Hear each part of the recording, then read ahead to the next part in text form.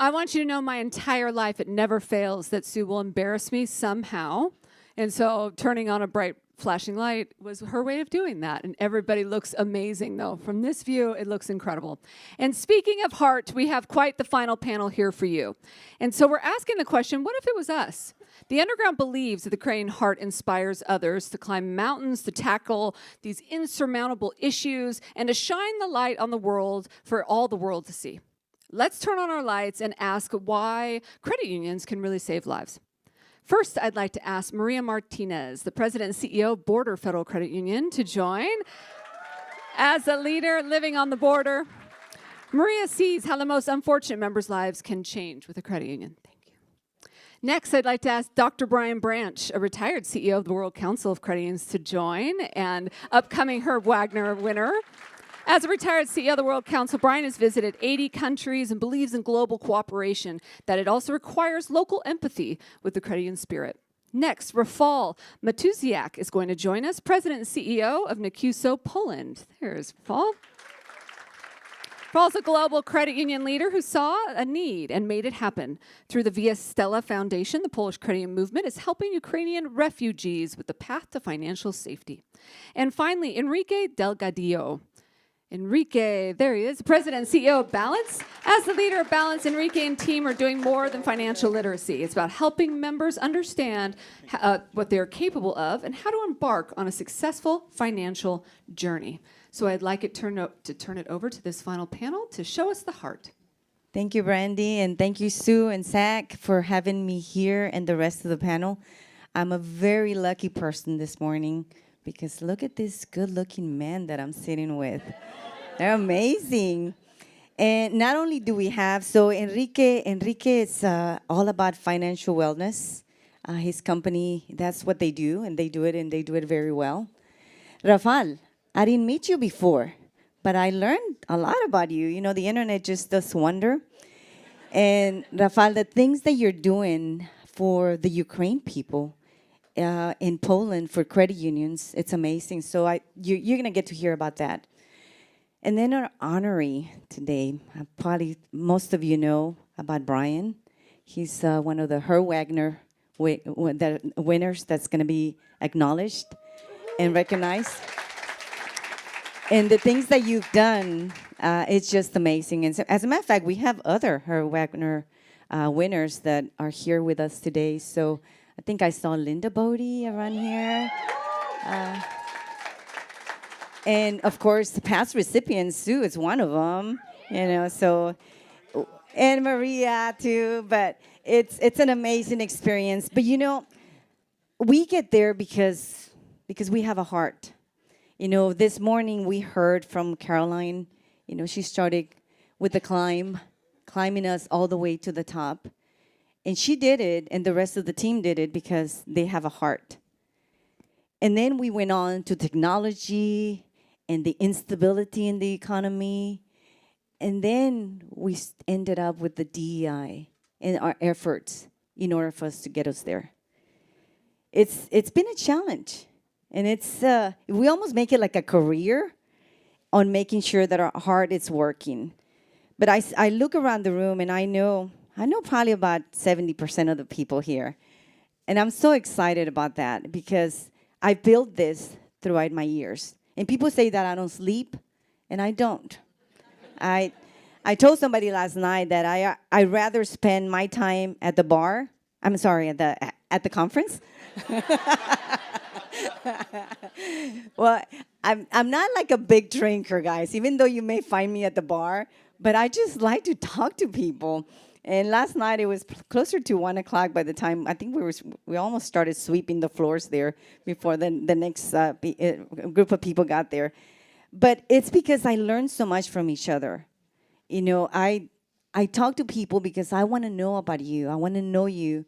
And even though I may not remember your names sometimes because I meet so many people, do know that you're right here in my heart. And it's because of the things that you're doing. And the panel that we have here today, the things that they've done, I mean, I was reading through it, and I'm going to let them go and, you know, say their story. And why is it that they're here? Why is it that they were invited? Because of their big heart. So I'm going to start with Enrique. Enrique, you want to lead us on this? Sure. Thank you, Maria. Uh, Good morning, everyone. I almost didn't make it today, but I know the message was important and what we needed to get across. But if I don't get this out now, then it's going to interrupt what I'm going to say. My wife passed away 6 months ago from cancer, and I didn't know I was going to be here today. And to be perfectly frank and honest, I'm still struggling. But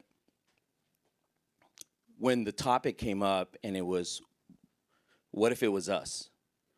What would we want our credit union to do? I honestly wanted to bow out. I didn't think I could convey what needed to be said, but the message is too important. So I appreciate bearing with me. I've never been one to have a lack of words, and one you don't ever hand a microphone to. So, and Maria, you probably will see me at the bar later. So I read recently in CU Insight that 77% of Americans have financial anxiety. That includes your team members, that includes members. And even if things are going well and you don't have financial anxiety, being thrown into a situation that I'm in now changes everything. So I want to talk about Kevin Johnson's credit union, Suncoast. He has an amazing program that if, as you travel, they ask you to put your mask on first and then put it on your child. So what Suncoast is doing is they have a fantastic program where it's called Smart Money Challenge, where they challenge their own team members to go through a series of things, to build their credit report, savings, pay down debt. It puts them in a better position to be able to handle members that are going in to see them.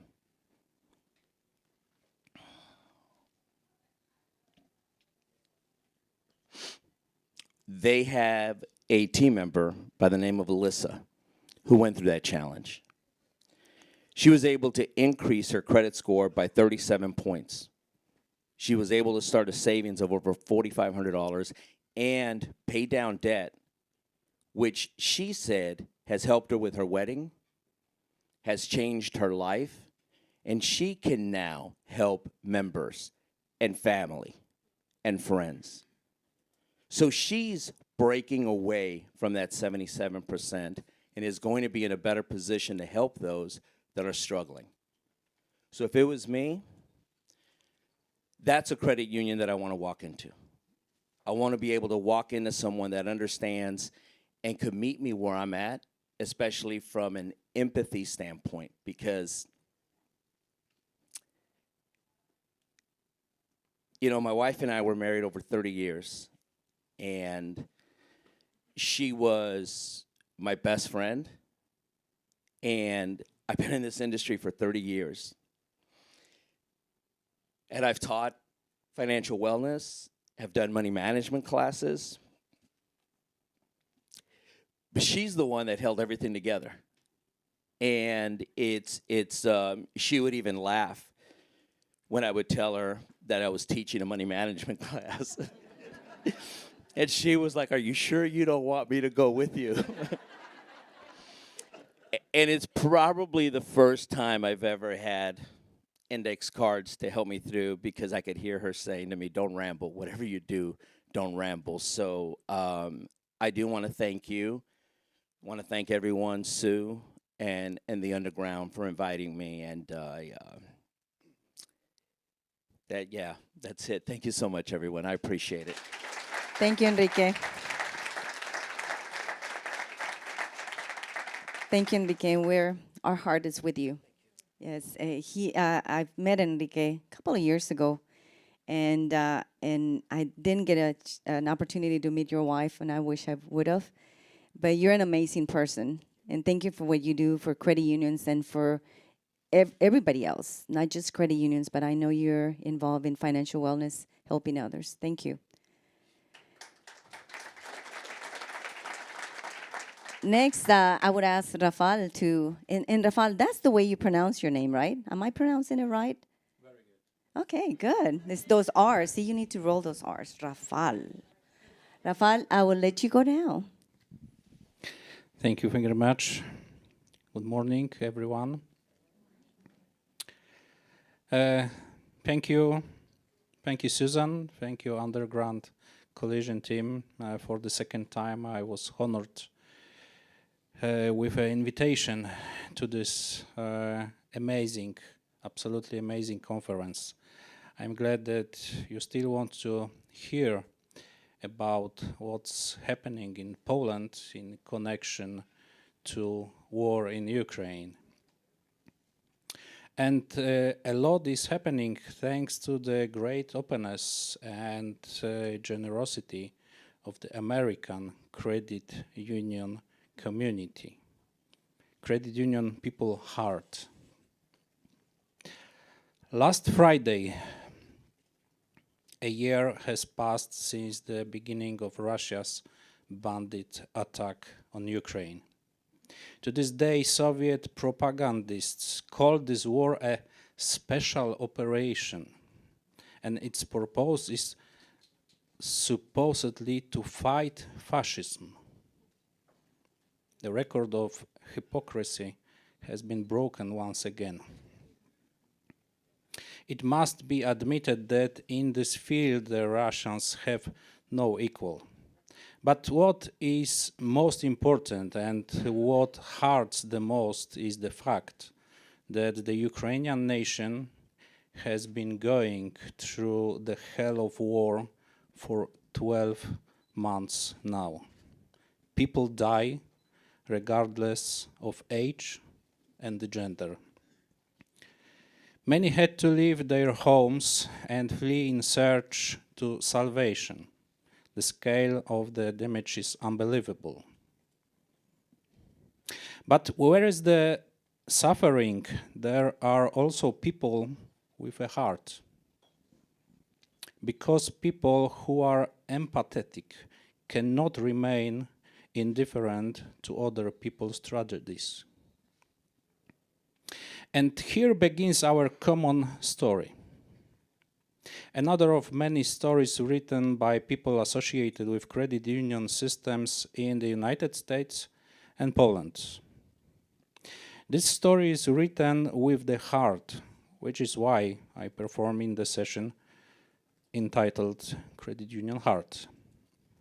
That is why I would like to remind you how the philosophy of credit unions makes you sensitive to the needs of other people and kindness, the light of hope for those who lose hope.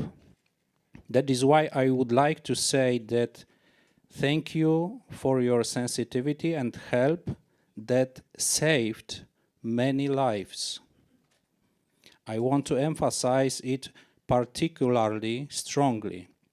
With our commitment, we saved many lives together.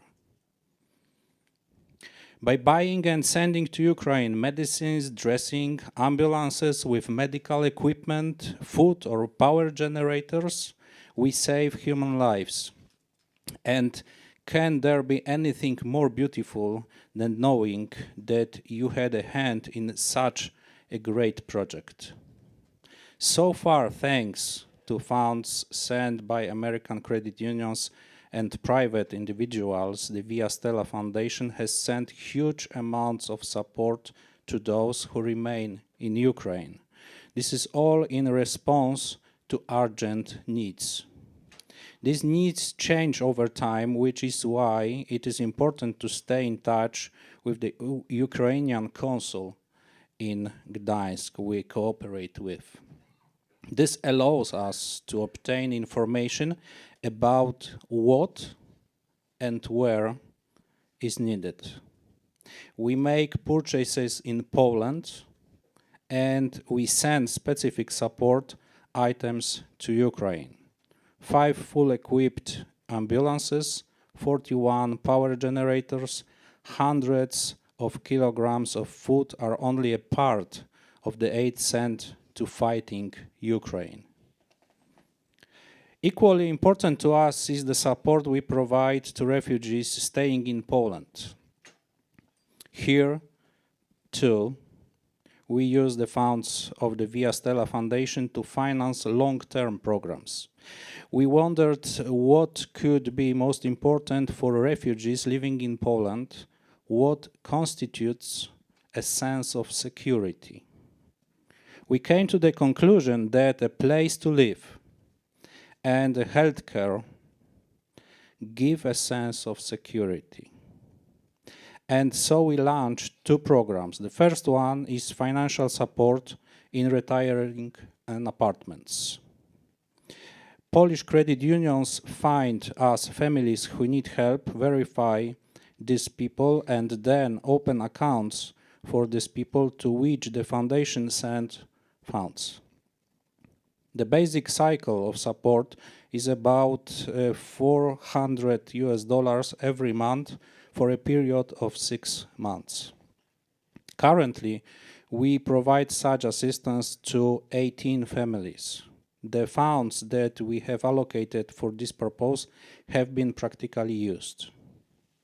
Continuation of this program requires obtaining new funds. And the second program is health prevention for women. You have to know that if we are talking about refugees in Poland, we are talking first of all about women and children. We have agreement with 2 clinics where Ukrainian women have access to gynecologists. This program started later, then we still have about $50,000 in funding here. And we are considering extending this program to include pediatric consultations. Our time is limited. I could only present some of our activities. What's important is the fact that this help will be needed for a long time. Unfortunately, the war in Ukraine will not end soon. And when it's over, the time of rebuilding the country will begin. All this means that our help will be important and needed for a longer time. At the moment, we are planning further activities in the perspective of 2 to 3 years. We talk about it with a program board of the Via Stella Foundation, which includes great representatives of American credit unions. With us are Susan Mitchell, Brian Branch, Mike Mersel, Marshall Botwell, and Bogdan Chmielewski. He's the president of Polish and Slavic Federal Credit Union from New York. Steven Stapp, Jeff Yonemura, and many others also support us on a regular basis. Sorry for not mentioning everyone by name. My employees do all this essential work as volunteers. We don't burden the aid with any costs, no overhead. Thank you for your support and open hearts, and please continue to support us. Together we implement great project and help kick Russian ass.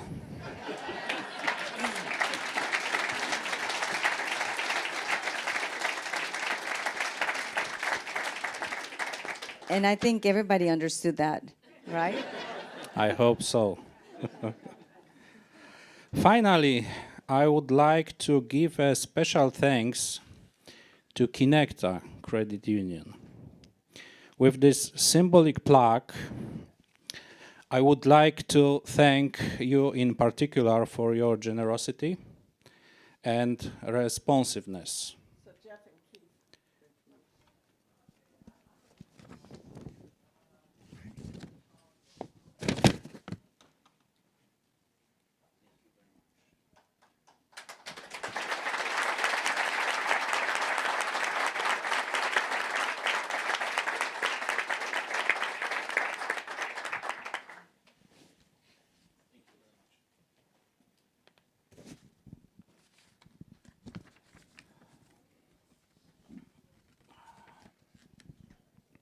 And just a few words at the end.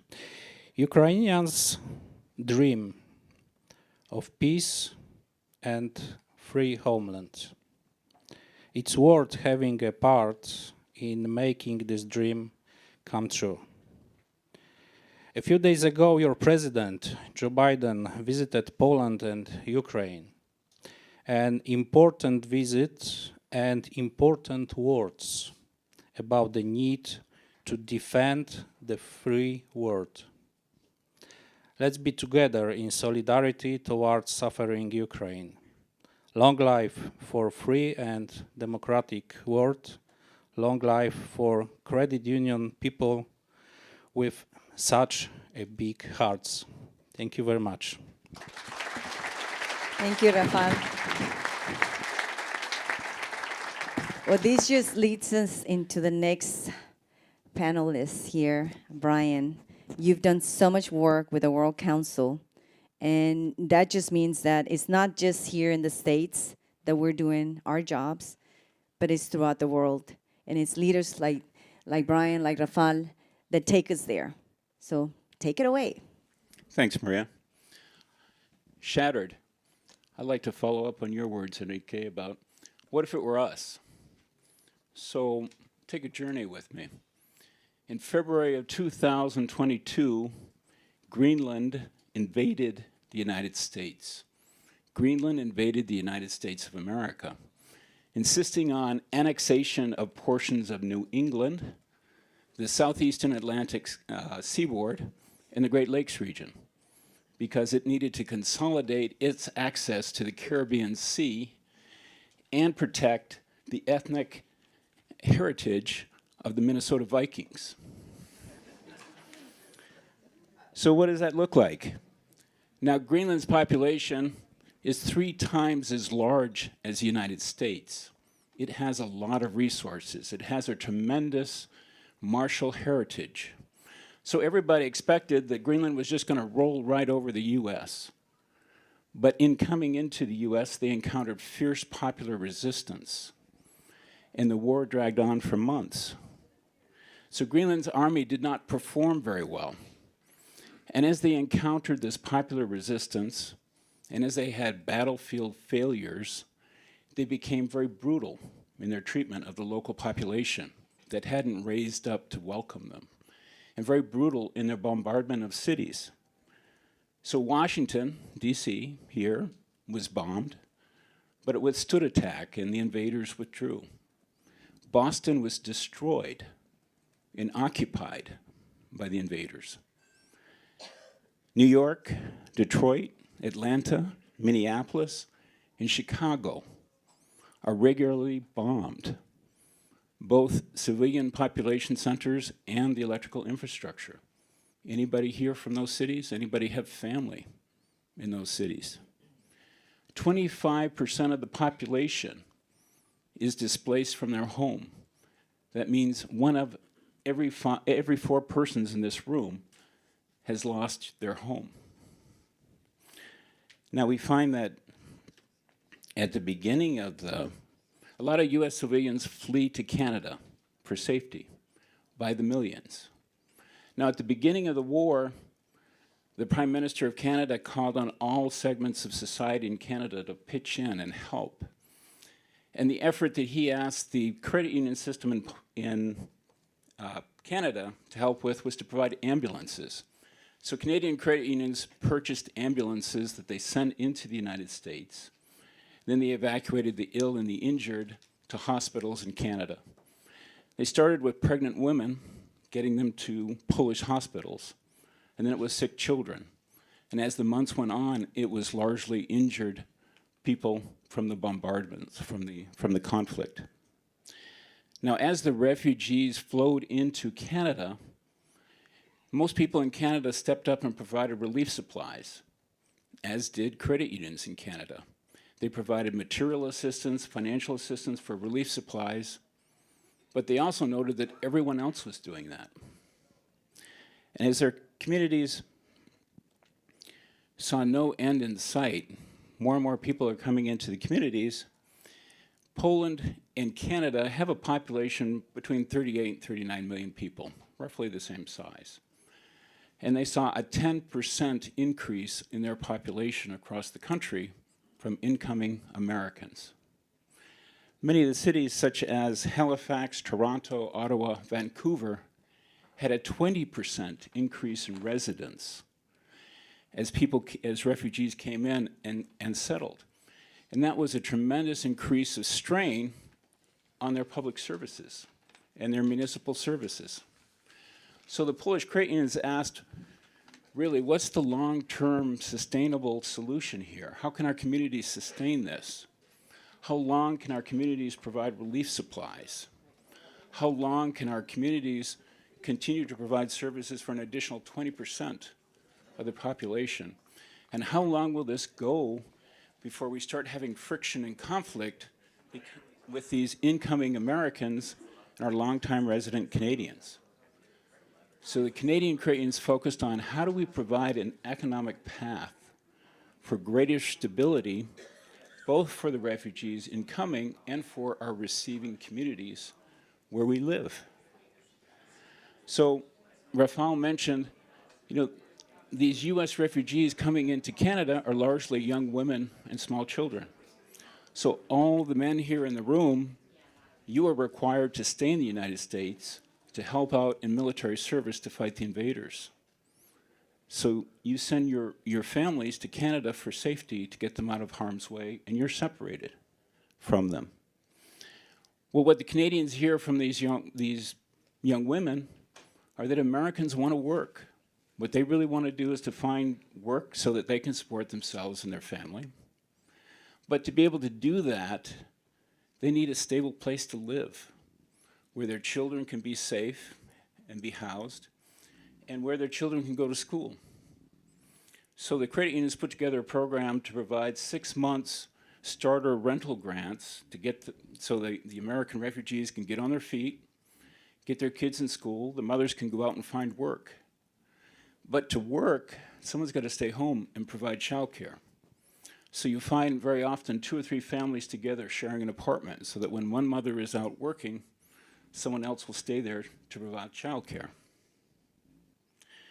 Well, the schools in Canada start to make space for the children. All these American children coming into these communities, they want to provide school to them. Again, this is an additional strain on their resources.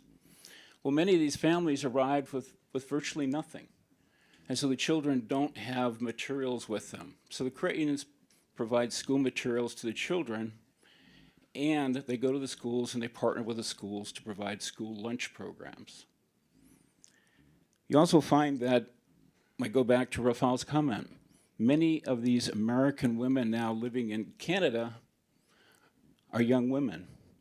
And so the credit unions partner with local medical services to provide them with women's health care services. Well, wait a minute. Canada has a public health care system, remember? Yes, but again, the systems are overwhelmed. The wait for services is sometimes interminable. And so what the credit unions want is to provide these families with stability, and that's going to provide their communities with stability. So this is a way to help them get settled. And the Canadian credit unions offer membership. So these families can start a savings program to start building for their future, access payment systems to do their transactions. And what they're creating through the credit union system, through the credit union heart, is the integration, the financial stability for these incoming refugees, these Americans who are now desperate given what has happened in their home country, and at the same time, supporting the stability of the heart of these communities which are now receiving them. And so this is an example of the credit union difference today and what makes us a movement and not just an industry. So thank you, Rafael. Thank you so much. And I'm gonna leave you with one last thought. Just as we were given these hearts today, just the way you turned it on this morning, turn on the one you have in here. I think a lot of what we do in our industry, it's doing things, getting things done. Many years ago, we wanted to start up a Latino credit union organization. And we started with a networking organization, a group of us. And it's now a national association, NALCUP. You also remember that every company, just like Sue's company, it started because there was a purpose for it. Every organization has its purpose. In 2020, some women, group of women, we got together and we started the Credit Union Women Leadership Alliance. Linda, thank you. But it was because there was a heart that came together. And I think together we can do so many things. So I would challenge you to start something, whether you do it at your credit union or whether you do it with some of your peers. Start an organization that's going to do good in our industry, because you can bring people together just like Sue did it this morning. So thank you. And thank you to my panel. I had an amazing panel. Thank you so much, everybody. Let's give them a round of applause.